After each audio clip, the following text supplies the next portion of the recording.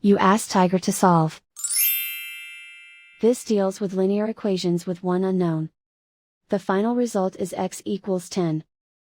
Let's solve it step by step. Group all constants on the right side of the equation. Add 11 over 2 to both sides. Combine the fractions. Combine the numerators.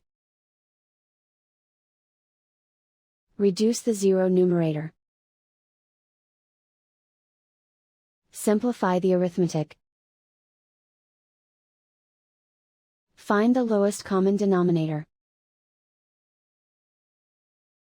Multiply the denominators. Multiply the numerators.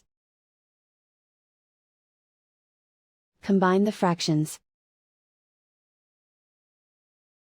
Combine the numerators. Isolate the x. Multiply both sides by inverse fraction 8 over 5.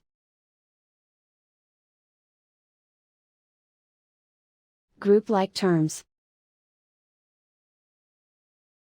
Multiply the coefficients. Simplify the fraction. Multiply the fractions. Simplify the arithmetic.